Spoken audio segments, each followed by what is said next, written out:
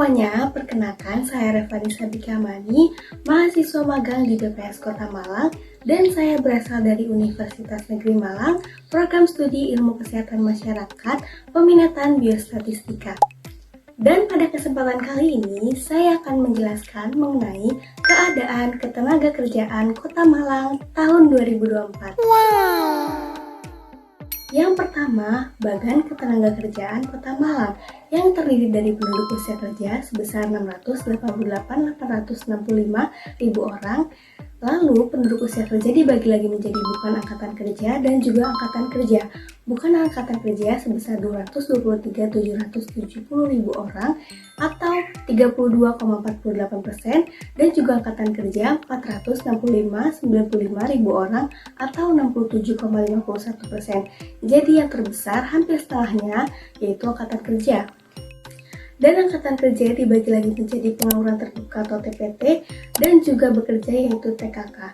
Untuk pengangguran terbuka atau TPT sebesar 28.353.000 orang atau 6,10% dan juga bekerja atau TKK sebesar 436.742.000 orang atau 93,90%. Jadi hampir 90%-nya itu merupakan TKK. Selanjutnya, TPAK dan TPT Kota Malang. TPAK atau tingkat partisipasi angkatan kerja, dan saya ini datanya dari 2022 sampai tahun 2024.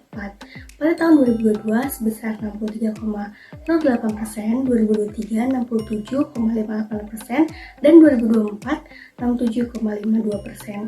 Jadi terdapat peningkatan 4% dari tahun 2022 ke tahun 2024. Walaupun kita bisa melihat juga di 2024 ini sedikit menurun dari tahun 2023 sebesar 0,06%.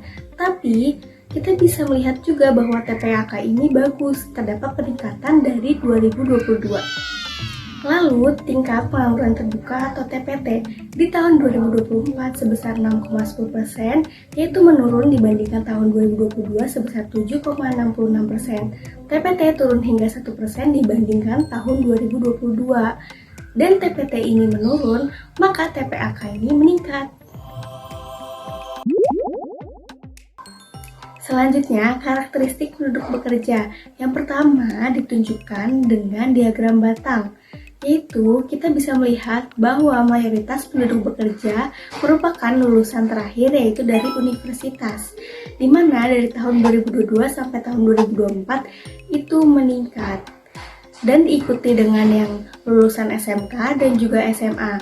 Sementara untuk lulusan SD dan juga SMP cenderung menurun. Dan yang terakhir yaitu diploma 1, 2, dan 3 ini cenderung kecil, yaitu sekitar 4-5% saja. Data ini menunjukkan bahwa tingkat pendidikan penduduk bekerja semakin tinggi.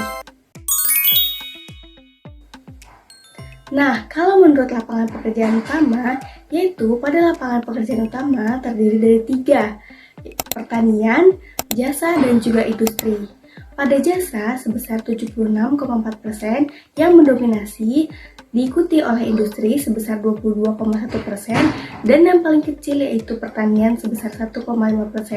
Ini menunjukkan bahwa lapangan pekerjaan utama yaitu jasa yang paling mendominasi dan juga yang paling besar.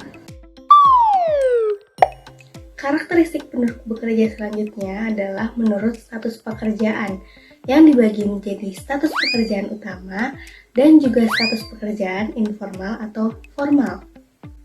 Untuk yang menurut status pekerjaan utama, kita bisa melihat pada data diagram lingkaran, lebih dari setengahnya bekerja sebagai buruh atau karyawan atau pegawai, yaitu sebesar 53%, dan diikuti dengan yang 27% yaitu yang berusaha sendiri.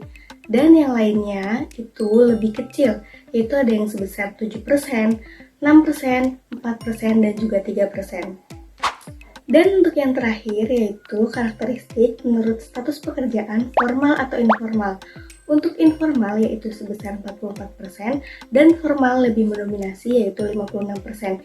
Kita bisa mengetahui bahwa pekerjaan yang lebih mendominasi adalah pekerjaan formal.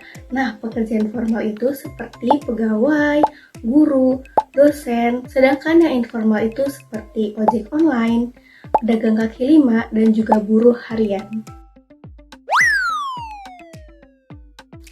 Nah, tadi kita sudah selesai untuk melihat data keadaan ketenagakerjaan Kota Malang tahun 2024.